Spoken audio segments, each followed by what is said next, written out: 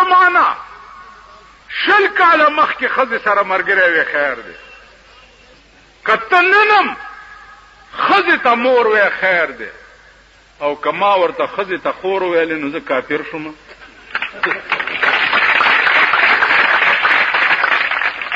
دی خو وګورئ، اگر چې زه د ښځو مزه ګوره سخت خلاف، اول به دا بې نظیره مړه کوم یا دی په کور کې کینو، سخت خلاف. خدا جواب ستاسو د دې پراپیګنډې کوم چې ته که یو ښځه بربنډه ګرځي او هغې ته مور وی نو خیر دی، او که انما المؤمنون اخوتون باندې ما عمل وکړو نو زه پې کافر شم.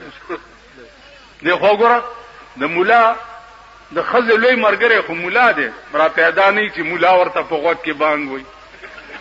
ملا چې تا ته نه ویلي چې قبوله کړې دی دا ملا صاحب که نه،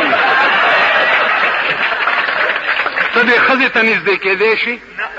وایي لکه چې ملا نه ویلې ور نږدې به شي. بیا دغه ملا دی چې حلالۍ یې درته ملا، په غوږ کې بانګ ورته ملا وایي، جنازه یې درته ملا کوي، 200 قسمه طلاقونه دي، د هغې علاج درته ملا ښیي چې غلط شوې خطا شوې د خولې نه دې څه ووته. اصلي دوست خو د ملا دی د ښځې.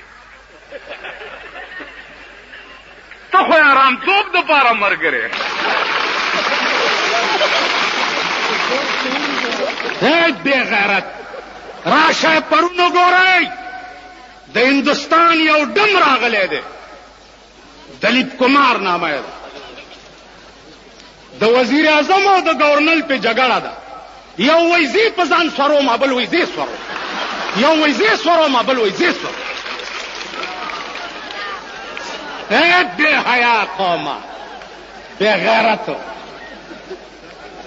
زه خدای دې ستاسو بیړه غرقه کي چې تاسو دپاره څوک الیکشنې کوي، تاسو دپاره څوک حکومت.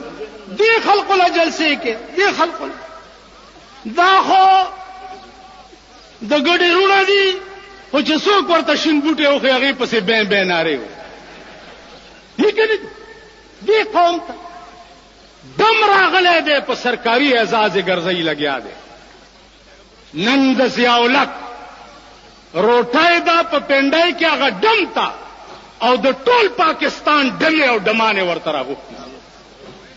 نن یې روټۍ ده.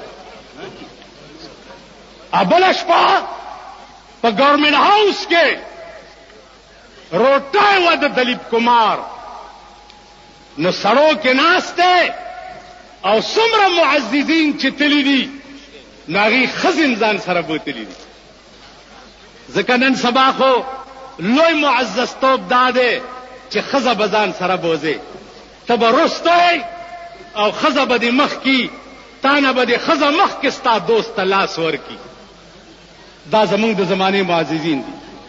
نو تقاضا وکړه ښځو چې دا دلیپ کمار لږ دننه راولېږئ چې مونږ یې هم غاړې باسو.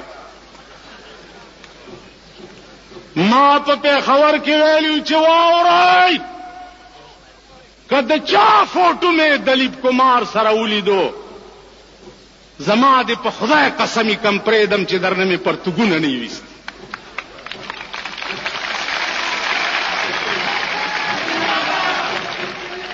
ستا په پاکستان کې شرافت او معزز هغه خلقو ته ویلی شي چې د چا ښځې او لوڼې بربنډې ګرځي.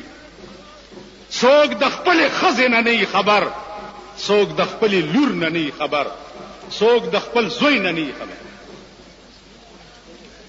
دا ستا د ملک معزز خلق، دا تاسو مونږه ګیرو والا پرتوګ اغوستو والا دا کمینه چې په خپلو کې کینی مونږ ته رزیلان وایي.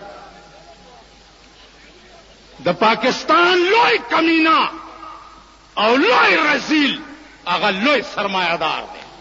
د دروغو مزه لنډ یو سړی وغټ نو سرمن باندې به دا برې ته داسې غوړې کړې چې راوبو ته اجره کې بدن بټیاران دا ناس هلکه سدي خوړلې خان ساګ مې خوړلې تاسو خوري خان غټه غوخه تاسو خوري جی دال نه خوري دته خان تاسو خوري روندي